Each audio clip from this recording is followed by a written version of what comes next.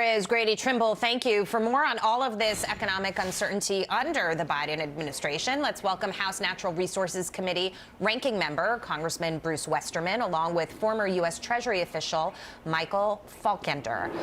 Let's start with you, Congressman, and talk about the 20 states that are helping folks deal with inflation, which certainly has not been transitory and actually has really hit the pocketbooks of a lot of people. Now states have to write these checks or give some sort of break to residents, and essentially it's more handouts, it's more stimulus, while we're combating 7.7% inflation.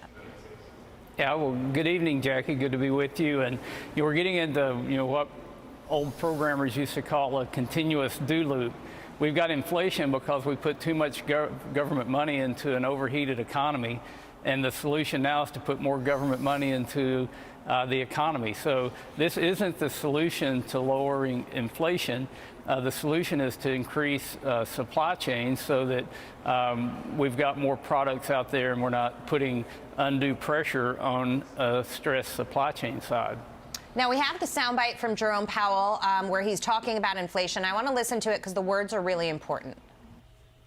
We have a risk management balance to strike, and we think that slowing down at this point is a good way to balance the risks. The time for moderating the pace of rate increases may come as soon as the December meeting. It is likely that restoring price stability will require holding policy at a restrictive level for some time. History cautions strongly against prematurely loosening policy. So, Michael, the market got very excited about the first part of this statement, that maybe he could start not raising rates as much as he has been as soon as December. But the second part of this, I think, is really important when he says restoring price stability will require holding interest rates at a restrictive level for some time. I mean, we're still in for rate hikes here. We are, and the confusion from Chairman Powell continues, because on the one hand, he wants to talk tough because he was so late to starting to raise interest rates and curb inflation, blaming it instead on transitory factors, that now he's behind. He doesn't want the economy to tank by having it go into a recession, but at the same time, he wants to send a message that he's going to be firm on prices. You know, the other thing, Jackie, that I would point out that's a little bit frustrating about his remarks yesterday is that he said that only the Fed is taking the lead on dealing with the labor shortages. And as the congressman just mentioned, there's also a role for the administration and Congress to play in relaxing some of these supply constraints so that we're not solely reliant on monetary policy to bring inflation down.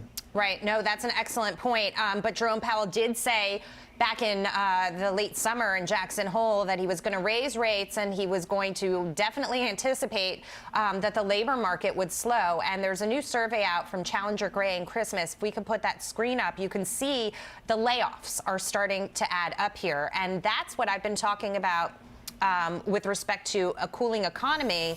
And this administration keeps saying, but the labor market is fine. You start to add these numbers together, most of them in the tech sector, and you realize that they're adding up significantly. And 2023, Congressman, is going to be brutal for a lot of people. Meantime, you add to this $433 per month year over year. That's according to Moody's, what inflation is costing the average American right now.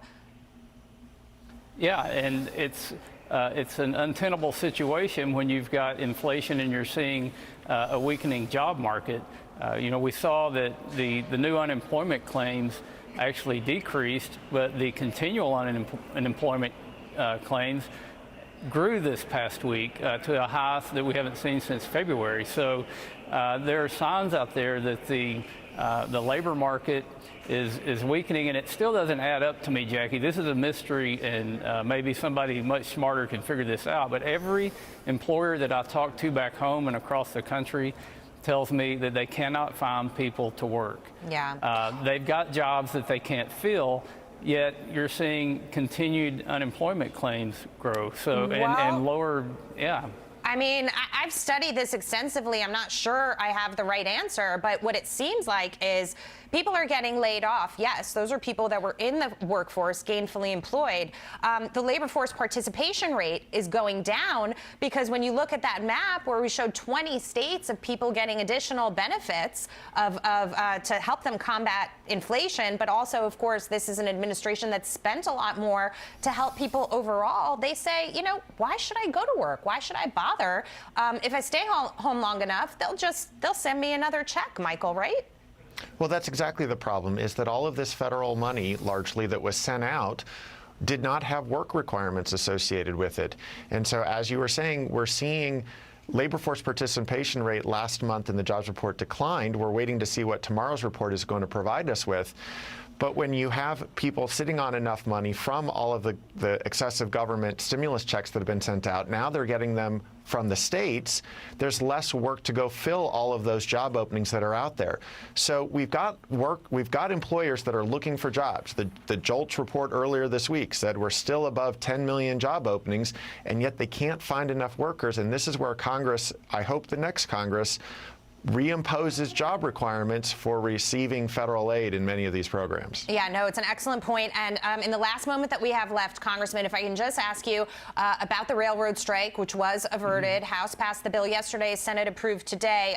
Those additional paid sick leave days not included, but this would have been a huge, colossal problem for the Biden administration in this current environment when they said that they pretty much had it all wrapped up. Everything was fine. And yet at the last minute, they say, we need Congress to step in. Yeah, I think this is a bad precedent, Jackie. You've got a group that was literally holding the American economy hostage. And it was so bad that the hostages became sympathetic towards the hostage takers, and everybody was wanting Congress to bail out the situation, to approve an agreement that should have been worked out between the employees and the companies. And it shows the failure of the Biden administration to deal with an issue that he claims to be an expert in, and that's labor issues. Yeah, no, that's an excellent point. He certainly does. And it's ironic, to say the least. Congressman Bruce Westerman, Michael Falkender, great to see you both. Thank you so much for your time. Great to be with you. Thank you. All right, the Supreme Court